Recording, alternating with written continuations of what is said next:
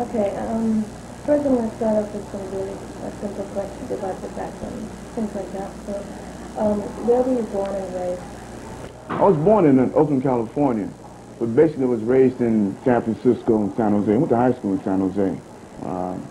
At that time, it was during during the 60s. I remember one of my tutors were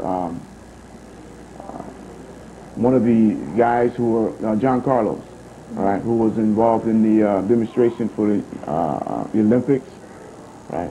Oh, Right, and high school was a good time. It was a good time. It was a good time. What was the general condition of the community you were living in? What kind of Primarily, the general condition was, see, I was raised in what you call middle class working family, all right? And growing up, I was never really in need of anything or wanted anything, right? My mother, my stepfather provided most of the essential needs for myself and two sisters and a brother. But, of course, I was part of the times. I was involved in the times, in the 60 movements, right? I was a member of the Black Student Union, right? I was one of the leaders of Black Student Unions during the high school. And so the conditions and the times were, you know, home environment was good, right? The streets environment, being in the streets, you know, involved in what was going on at that time was a different matter altogether. You know, it's political. Yeah. So I was going to ask, what was your dream, and you know, what suddenly changed as well? You know, you grew up in a kind of society, and what really? You know, that's really difficult to tell. What I remember is this. In terms of dreams, dreams always been one for freedom, okay, for liberation, all right? You know, whatever ideal that is in terms of freedom, it's always been that. And understanding the nature of oppression, or understanding the nature of the difference between black and white, all right, and how society viewed those differences. I was involved in the various street demonstration and riots in the early 60s in San Francisco and things. So having been a part of that, and also, you know, my mother, right, she raised us essentially knowing that we were of African descent, okay? So at an early age, right, because she was involved in African culture and so I grew up with an idea of African centricity, okay? So with that type of background, and then being involved in the politics of the 60s, right, even during the course of high school, right, and having certain tutors during high school who were also involved in the movements of the 60s, right, very much influenced. There was no major dream for myself other than being a part of the movement, being part of the struggle. And it seems that even though I may have tried to back away at particular times, right, there was a time where I would meet someone, an old friend, right, who was now a party member involved in the Black Panther Party, and which influenced me to now get involved in the Black Panther Party. And so it was no way for me to get around it. From the day from high school on through, I was involved. I was wondering if there was any thing that happened in high school around that time that really triggered this kind of, you know, political awareness. There was a lot of things that happened. Again, being a member of the Black Student Union, right? I used to go around with the president of the Black Student Union of City College and president of the Black Student Union of State College, and we used to tour around San Jose and give speaking engagements about conditions of education, right? Fighting for black study programs in the high schools and in the various colleges program. But then in 68, when Martin Luther King was assassinated, prior to that, I was more so cultural nationalist. I believe in the nationalism, African nationalism. But when Martin Luther King was assassinated and I was arrested, right, myself and the student union president of City College and State College, and we was arrested for possession of weapons and Molotov cocktails and things like that. I was 16 at the time, And after our arrest, there was a demonstration for high school students and college students demanding that we be released from prison. That experience, and also what was at the time the Free Huey Newton demonstrations that was going on across the country, it basically informed me that the nonviolent approach of Martin Luther King was not going to be too successful in this country. It wasn't going to get across the true demands that black people had in this country.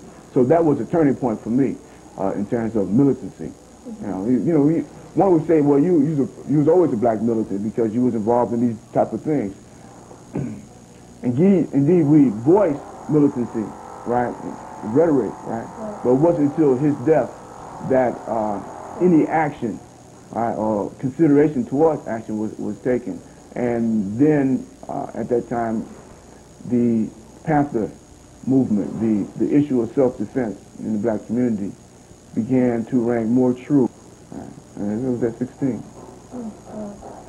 I was wondering, what did the Black Panther Party do in your community? Or did they, was there any organization in your community? Okay. And what got you involved in this then? Okay. My contact with the Black Panther Party was 69. I had moved from San Jose back to San Francisco. Okay. And I ran into some old friends who, years previous, we had a doo-wop together, singing group together, right, when I was 15. And they had now since joined the Black Panther Party. Okay. And so I had gotten a job and was working, just got out of high school, was working, had did some time in, not time, but spent some time in City College in San Jose. And returned to San Francisco, ran into these old guys, and they, knowing the kind of person I was, they immediately went on a, let's say, what we may say, a recruiting campaign to want to get me involved in the party. And so I did. We started, I started basically with paper distribution, helping unloading the papers, and San Francisco branch of the Black Panther Party was on Fillmore Street. And me knowing that district, I having once lived on Fillmore Street, it was basically natural for me to be there. Okay, it felt that way. It was a good environment. And so my involvement with the party was basically dealing with the Panther Party paper, distributing paper, talking about the issues in the community, and getting community events and things of that nature. And at one time I went to Soledad for like a family day event, and met some of the men there.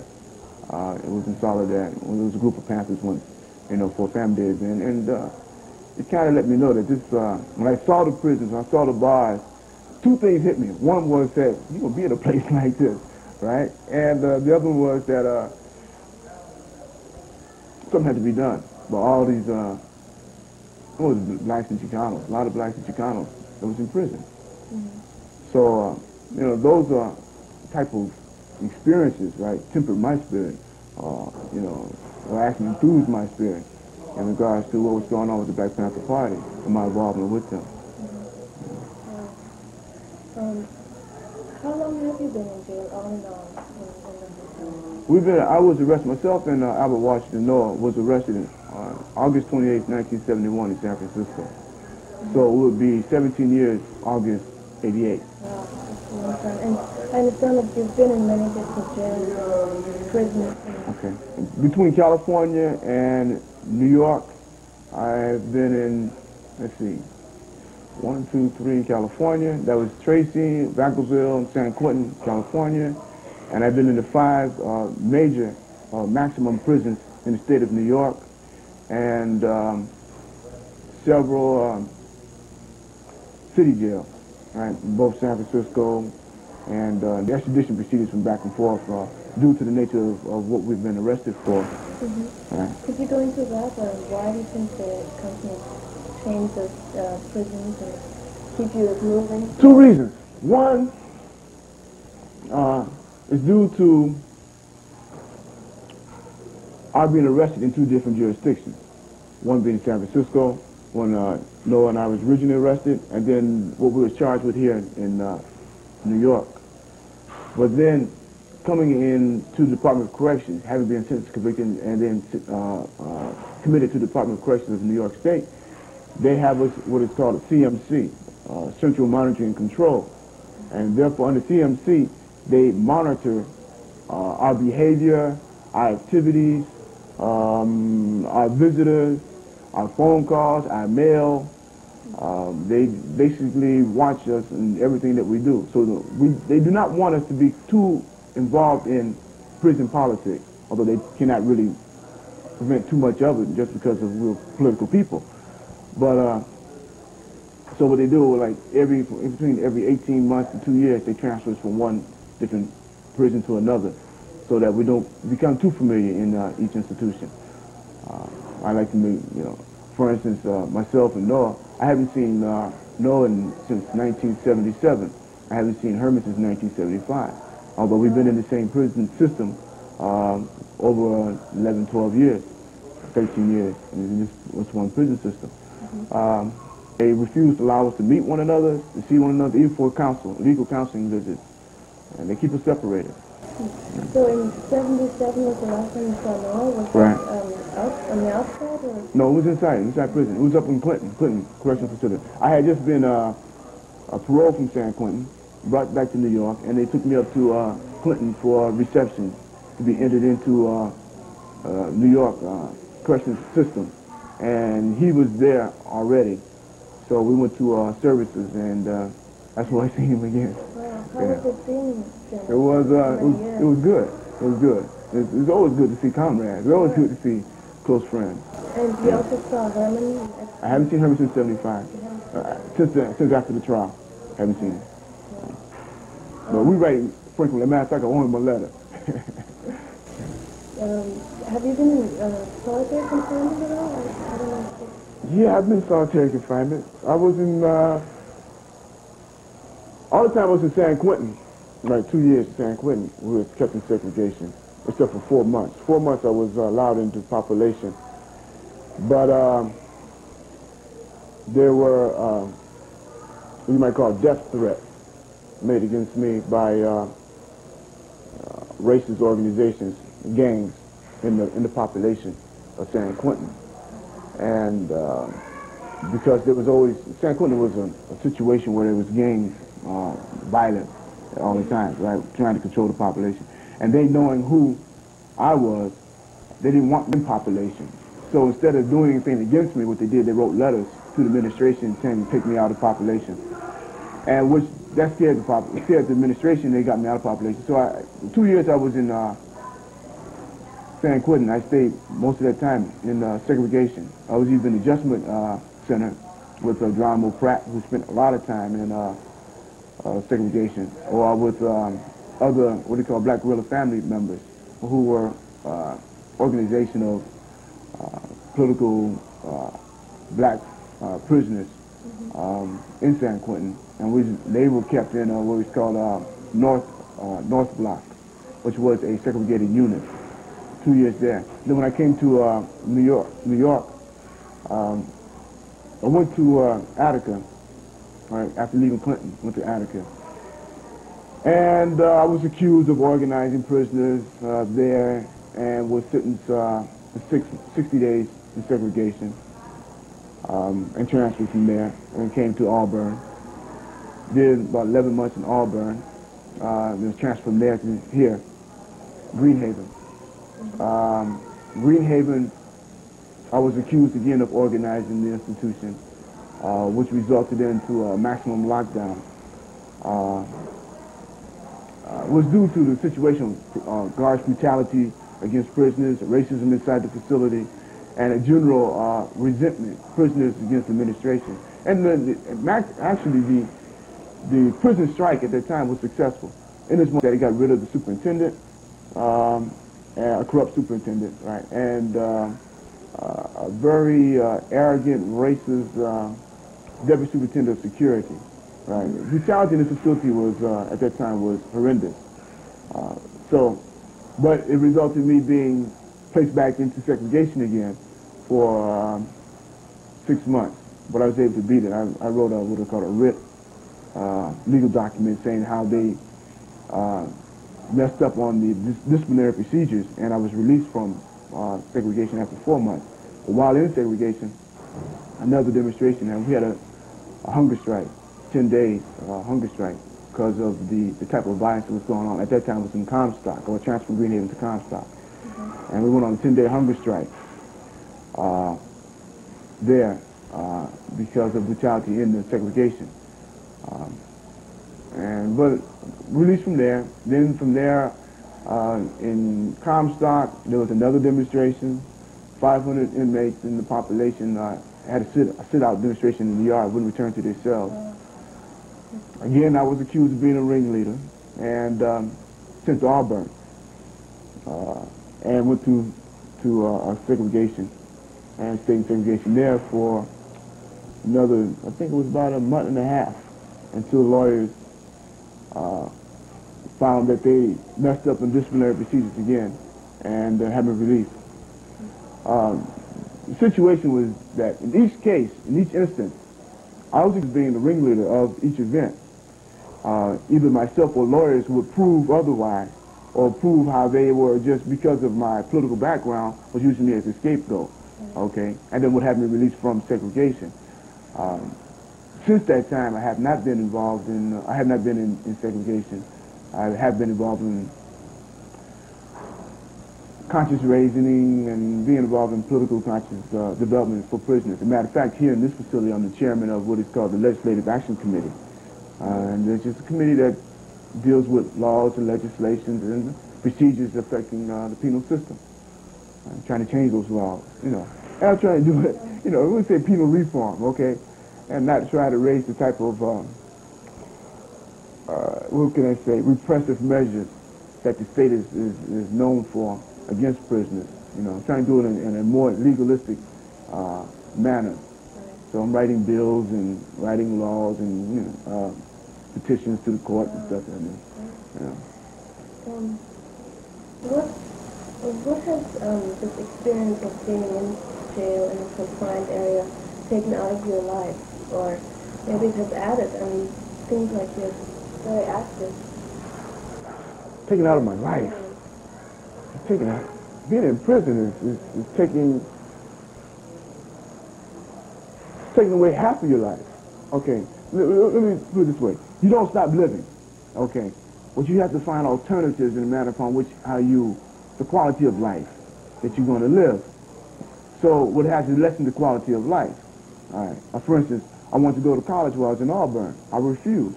They would not allow me to go to college due to the fact they said that I was security risk. They wouldn't allow me to go to college. Okay. I had put in a lawsuit against that, still pending. Okay. So that's an instance from which repression, or an instance where because of my political consciousness or being involved in politics, has lessened the quality of life for me. Right. But then it's the thing where you separate from family, from loved ones. Okay. I have a 16-year-old daughter. She was, her mother was pregnant at the time I was arrested. So at no time has I ever spent a day with her in the street. Okay. Only time I get to see her is when my mother or family members bring her from California to New York. Okay. So that in itself is taken away from the heart. All right. Being away from family and loved ones. So, you know, that is an issue, a prison. Outside world also. Outside world, you know. It's been so long, I don't even know what goes on outside anymore. Sure. You know. You do get information. Sure. We get, you know, publications and letters and visits. But to really understand what is going on out there, you know, I'm absent from that. You know, to me to go from 1971 to 1988 to go back outside, like almost a new world. Yeah. Okay. In 1 year. Yeah. Okay. So. Okay. How do you see the relationship of theory and practice in the prison? I mean, you talked a little bit about, you know, contacts by the prisoners and organizing and the theory and the ideology that you're thinking about and the practice within the prison. Okay. Prisons has changed drastically from when I first was arrested and convicted to imprisonment. When I say it's changed, I mean this. At that time, there was a movement outside, okay, a strong movement, okay, in the streets. And inside prisons, there was a strong movement. Remember, I was arrested in 1971. In 71, you had the assassination of George Jackson. Okay, a year prior to that, you had Jonathan, who attempted to, he shocked the nation, and he attempted to have people released from prison when he stormed the Marin County courthouse. Right. The following year, you had George Jackson being assassinated, and then that same year, you had the Attica Rebellion. Okay. All right. And then you had the movement that was going on in the streets. All during the 60s, you had the various political trials. And those things reflected what was going on the inside. There was a political consciousness in the streets. People were being sent to prison who was either part of that or had been influenced by that. So prison at that time was generally in a high level of political development amongst prisoners. You have political organizations inside. There was had association to political organizations in the streets. But now, where the movement has been destroyed by the United States government, it is not at the level peak that it had been at that time. The reflection of political development inside prison is not as strong as it was then. It's a reflection of what the situation is on the streets. So what I have to do is try to continue to motivate those in prison. Okay. For instance, I'm involved in Black Study programs here. They have a course, and so periodically I go and I teach. I give lessons, basically history courses. Dealing with the movement of for instance, I think 2 weeks ago of history. By dealing with chronological dates. From 1865 to the present situation. And a lot of the younger guys who attend the class, they're amazed in not knowing that history, what happened from, let's say, from the time of Martin Luther King to the advent of the Black Panther Party, the Black Liberation Army, and RMA, and the whole ramifications of the 60s and 70s. They're lost with that. They don't have no idea. And if it's not Michael Jackson, they don't know nothing. Okay, so I teach that in that respect. I try to give them some history. And then being an advocate, as mentioned before, chairman of the Legislative Action Committee, I deal with questions of law and legislation. Give an example. Last year I wrote a draft, legislation, a bill, 3206A, and I submitted it to several legislators, about 70 of them. One of them picked it up, Assemblyman Arthur O'Eve, and what he did was sign his name onto it and introduce it into law. It's in front of the Codes Committee, Assemblyman Daniel Feldman. And the bill deals with the question of prisoners earning good time, off the minimum sentence. It's called earned incentive allowance, so that they can earn good time from being involved in vocational and educational programs and actively participating in their own rehabilitation and skills development, so that when they are released from prison, there will no longer be a liability due to the conditions of oppression or economic conditions in our communities, and may be able to contribute, to be an asset to the community. We have people in prison today who have master's degrees, bachelor degrees and master's degrees, and still have 15 to 20 years to do on their sentence. I think some accountability should be given to their own aspiration to improve themselves. So the bill that I wrote has been submitted to the Assembly. Deals with those type of questions, those type of issues. Most recently, I've written a lawsuit. 30 copies have been distributed to various legal organizations and professors and noted legal people like Michael Ratner and Bill Kunstler and Judge Bruce Wright, requesting that they comment on this legal bill. And the bill, this is not the bill, but the lawsuit, before submitting it. And I'm also having copies of it distributed to major maximum security prisons, so other prisoners can sign on to it. And it deals with the question of prisoners being allowed to vote, prisoners who have life being allowed to marry, the question of prisoners, they say, who have life in prison they say they are civilly dead, right? So therefore they cannot contract. Make sure if they're civilly dead, then the federal government should provide for their children. Okay, there's laws that say they should do this, okay? So that's part of the lawsuit. And so being an advocate, right, in trying to create conditions for continued development of a political atmosphere, right, influencing, and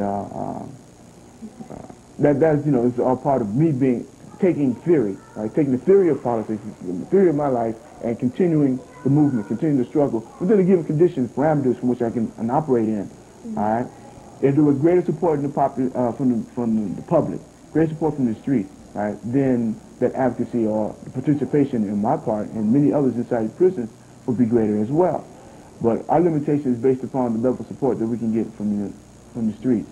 All right. If we cannot get that level of support, then we will be always faced against the repression of the state, repression of the penal system, right, to be thrown back into segregation, right, to be brutalized, and the greater possibility of being killed. You know, that's always a possibility inside prison. And so there's a thin line from which we try to continue to advocate, right, our politics, continue to educate and to organize prisoners so they have some sense of responsibility and accountability to themselves and their relationship to their community and relationship to one another inside prison. So theory and practice is for me, is one and the same. Okay, yeah, I can't separate the two.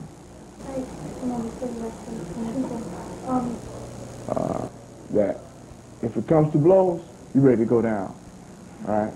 And when they know that, and they're less, let's say they're reluctant to move on you, right? But then, you know, we have to be also conscious of the fact where we are, you see, and how far we can push. Right. Okay. Yeah. Well, ready again. I was taking a shot at someone I wasn't sure if you on that recording, so if you want to repeat again, I got the last part of it. She asked the question. I'll repeat it. Yeah, I was just asking, is this still? Yeah, it's wrong. I think it might be interesting. I mean, just to have that on tape, unless you're mine. I was just asking him about how do you really go about being in prison and working actively, because I always thought that there's so much surveillance that you can't do that. And how do you go about maneuvering around that? You know? Okay. I think it's one thing that's very important, right? Being a political activist, being a political prisoner, is that you must, on no uncertain terms, let the administration know that you are political, okay? That you are going to live in according to those ideals in which you believe in, all right? So there's a thin line from which we have to walk in terms of how far we can go without being a detriment to, let's say, the control, security and control of the administration, and then also being able to provide a service to the population, okay? To my situation and that of Herman and Noah and many others, for instance, like Daruba Moore, who's in one of the members inside the New York Department of Corrections. We find ourselves always at that line, okay, between going back to segregation, right, or having to get into a rumble with officers and that type of thing, you know, due to the fact that prison basically, generally, is for the purpose of dehumanizing an individual, all right? So anytime an individual tries to maintain a sense of his own dignity and self-worth, then you have a problem with the administrators, okay? I will always let them know that they cannot do certain things to me without having a confrontation, okay? Whether that confrontation would be through writing legal documents, getting in contact with lawyers and friends, or if it comes to me going back to segregation again. You know, there's no uncertain terms about that. You know. So you always have to be certain and stick to system. Yeah. What would you be doing, you think, if you were outside now? If you had been able to be outside, would you still be working organizing our message? You know, that's difficult to, I don't even know if I would be still alive, you know, because if I had not been arrested, I would have still been active in the movement. We lost a lot of good people, right, due to COINTELPRO and the government repression against the Black Panther Party. You know, something like almost 60 Black Panther members were murdered, right, and many BLA members were murdered. Okay, so of course I would still be active, right? I'd still be politically active. In what capacity would be determining, you know, the level of repression I would be confronted with, you know. Would they be searching, looking for me, you know? Would I be underground? Would I be above ground? You know, but of course I would still be active, sure. There's no question about that, yeah. Okay. If you could say one thing to a person, to someone, what do you think would be something that would, you know, be close to your heart to say something to someone?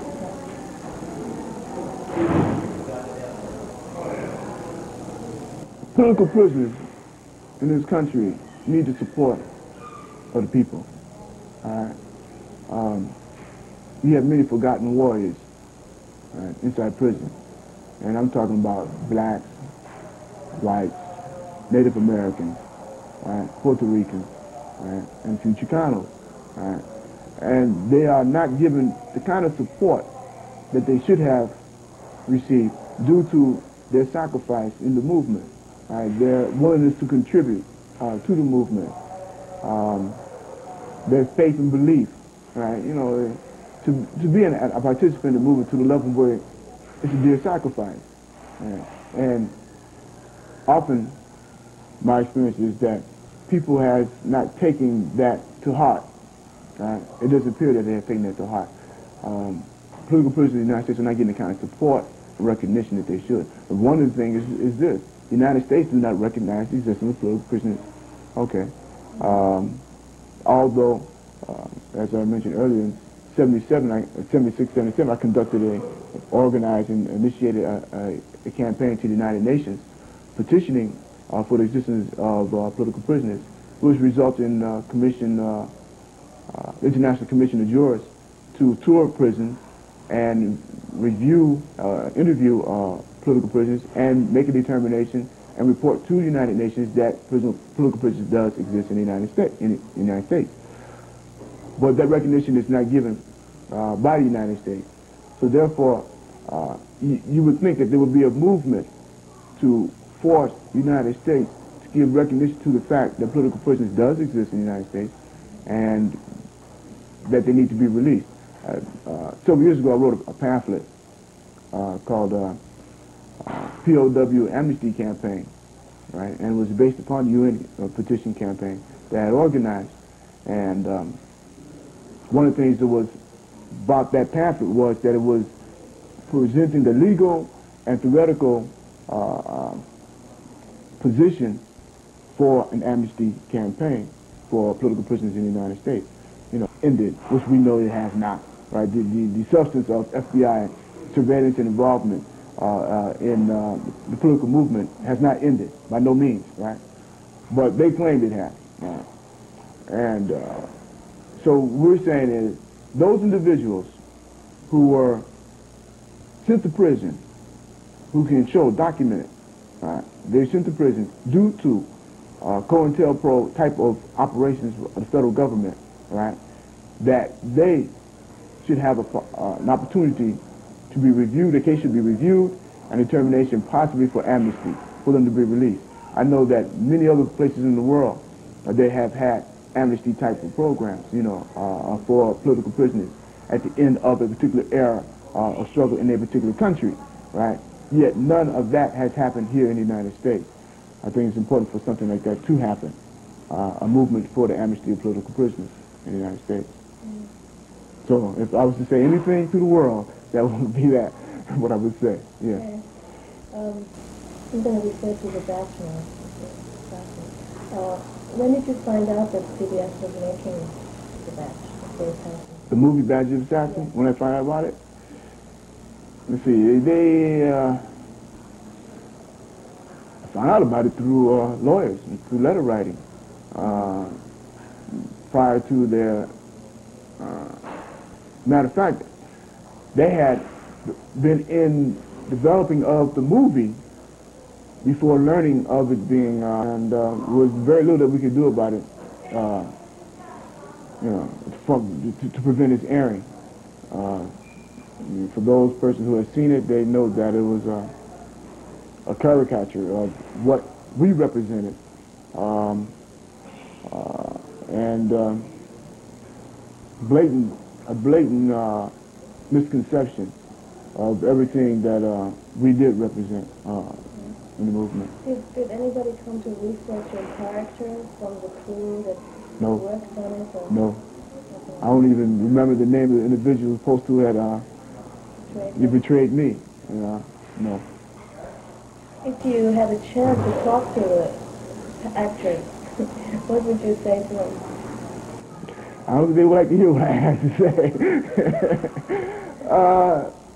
I would just say that they did a disservice to, I would tell them they did a disservice to our people. You know, they portrayed something that was inaccurate. And by depicting that, it provided a situation where people would think that we were something other than what we actually are. I would say they did a disservice. Historically, they did a disservice. And I think I would tell them they have to be more careful about the betrayals, the type of betrayals that they take. Yeah. It's, Why do you think CBS was wrongly researched or not researched at all? Why would they think of making a film like that? Money. One. Money. Okay. And also, because we are in prison does not mean that we are no longer considered, well, I don't want to say threat, but considered a concern for the government. Okay, they still have surveillance of us. The government still have surveillance of New York 3, okay, and other BLA Black Panther Party members in prison. They have a whole what they call PRESAC, prison investigation surveillance, in which they monitor what goes on inside amongst us. So one of the reasons why it was done is to ensure that we would not receive public support in being political prisoners, okay, to basically mask what we represent, okay.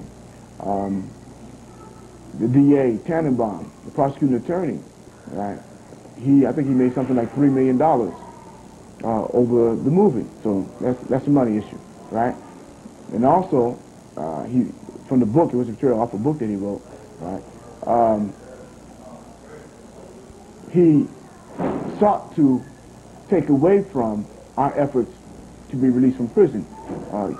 Keep in mind that at that time we had appeals in, all right, and taint the minds of judges and anybody else who would be reviewing our appeals, all right? So the whole thing in terms of decrying what we're supposed to represent, right, and also the money issue was the reason why they did that.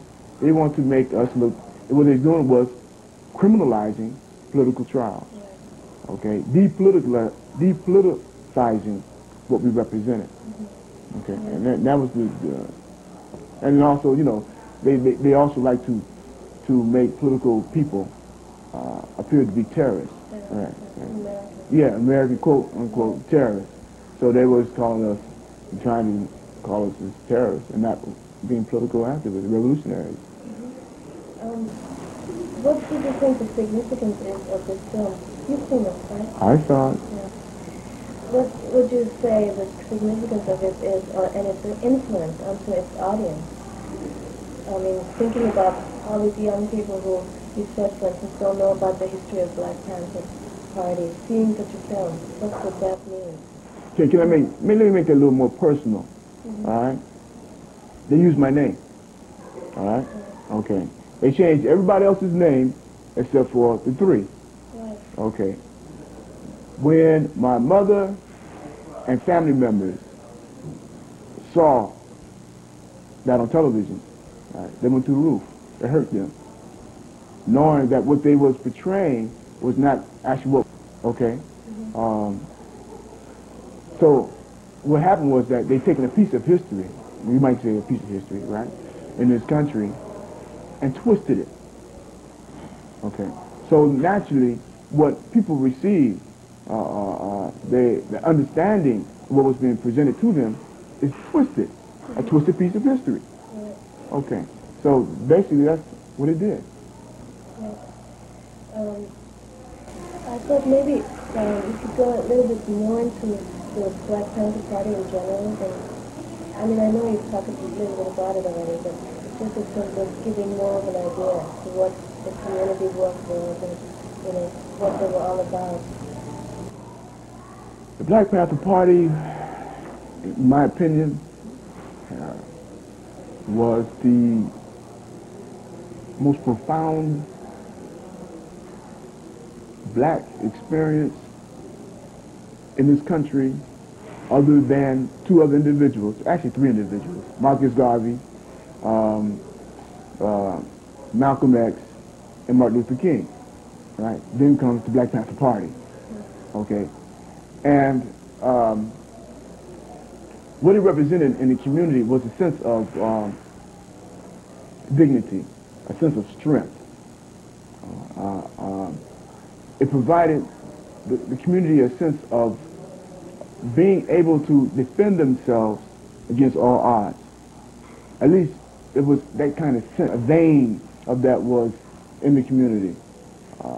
Although the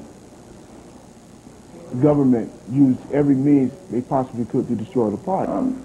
I remember my own experience in terms of when I first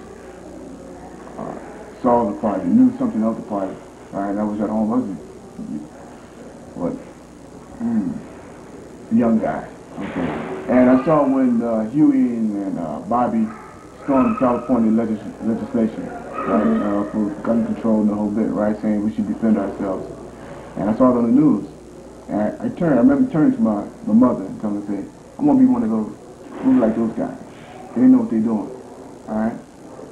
Not knowing that eventually that was going to happen. But it was that type of sense of, dramatic sense of wanting to be a part of something that had so much significance to black people, okay, that the party represented. They had a free breakfast program that fed a lot of people, a lot of children, okay.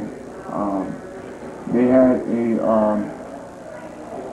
for instance, the newspaper, had something almost like 100,000 circulation. They had clothing drives, they had food drives in the community.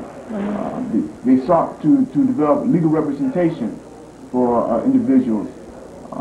They sought to prevent or hinder police brutality in the community. They sought to organize political platforms and agendas for the community. Okay, so in terms of what they represented, the 10-point platform of the party, what it hoped to and intended to create, generally was to make a condition for black people to be responsible and accountable for their own livelihood, right, in their own community, and also make the government accountable for racism, right, and disfranchisement in the black community. The Black Panther Party, for me, was a reason for being. It was. I was a firm believer in the party. Whatever the party was down for, I was down for. Okay. After my involvement into the party. So it was that type of personal experience that I can speak on in terms of the party. Not long ago, I think it was a couple of years ago, they had a 20th anniversary in Washington and New York and California.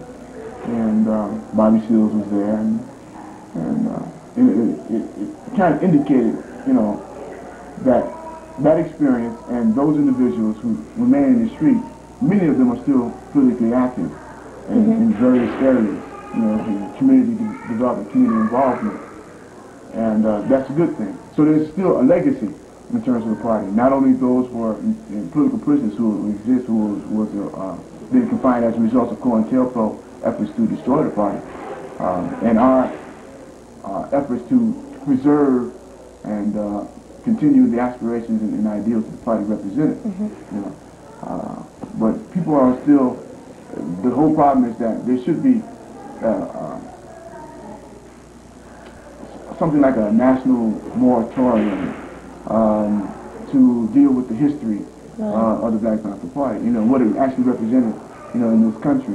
You know, so that we can, well, especially for the youth, for the young, who know nothing of that history. But the establishment has very well covered that up. Sure. Right? Yeah, they don't want the history. Yeah, you got to understand that J. Edgar Hoover once stated that the Black Panther Party was probably the most dangerous, one of the most dangerous organizations in the United States. You know, and he basically declared war against the party. You know. Why do you think the government thought it would be so dangerous to them? I mean, it seems like they were doing a lot of good things. Why would it be so dangerous to them? Because okay, any time of people, I don't care where in the world, right, who have been suffered racism or suffered any level of economic deprivation, and make a determination, self-determination, right, to want to be free of that type of government repression, right, then naturally that government is going to prevent any aspect, any sensibilities towards self-determination. So because there was an advocacy of self-determination, and militantly advocating that we want to have control of our own communities, control of the police departments in our communities, control of the schools in our communities, control of the wealth of our communities, control the politics of our communities. Right. And therefore, the government says that will not be. And the organization that espouses that type of ideal or program would naturally have to be destroyed. Right. So that's the government's aspiration, destroy the party, to destroy the ideals of self-determination of Black people in America. I was also going to ask you, can you tell us something about the Black Liberation Organization? Yeah. What can be said about the Black Liberation Army?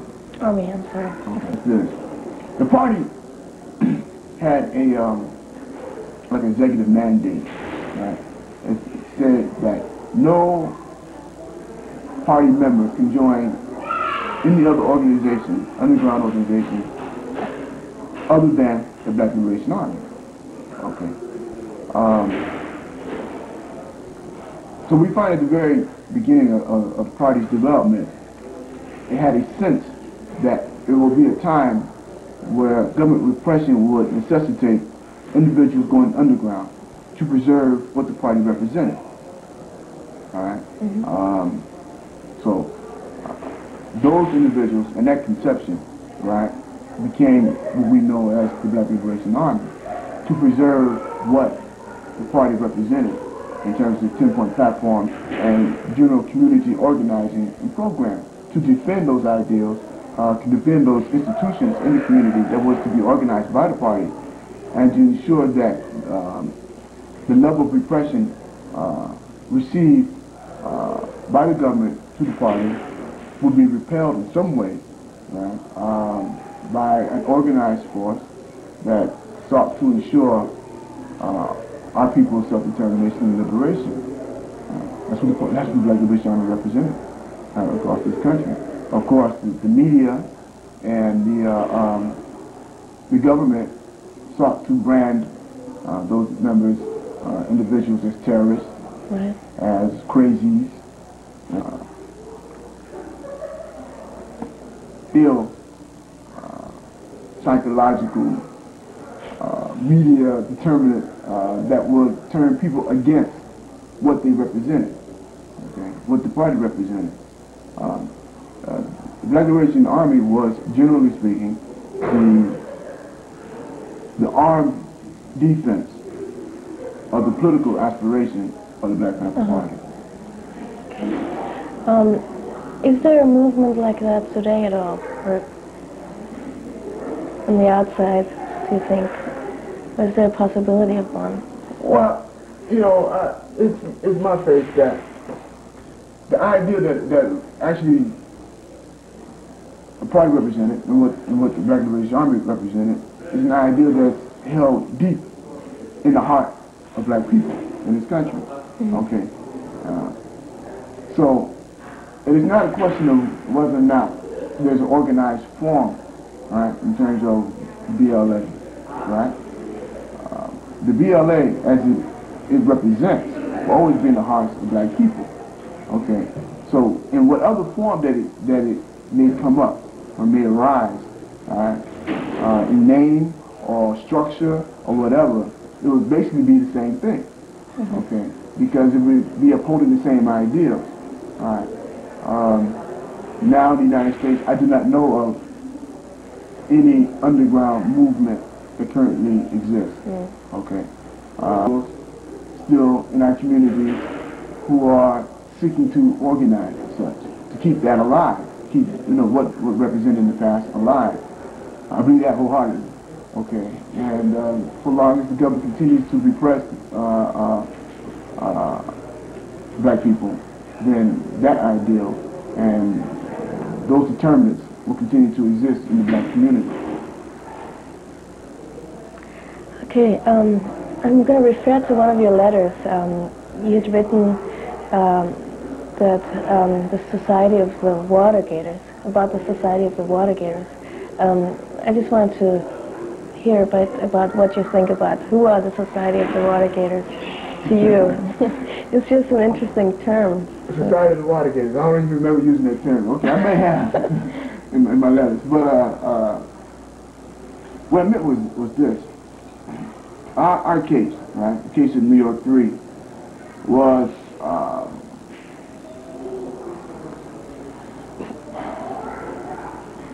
directly involved, or had been directly involved by the White House. Okay, that being from the Nixon administration, John Ehrlichman, individuals who have been convicted of the crimes of Watergate, okay, who were sponsors of those break-ins, right, black badge activities, right. We have documents with their names. For instance, that document, a report from J. Edgar Hoover to the White House concerning this case. We had learned that May 26, 1971, there was a meeting at the White House based upon this case. Okay, upon which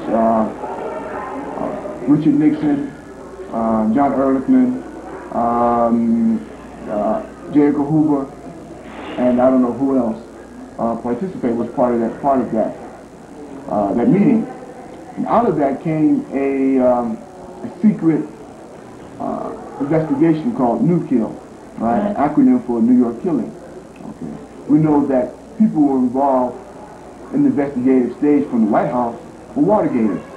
Okay, all right. So the term that I used in that letter was basically speaking about those individuals and the criminals in the government. Right. Okay.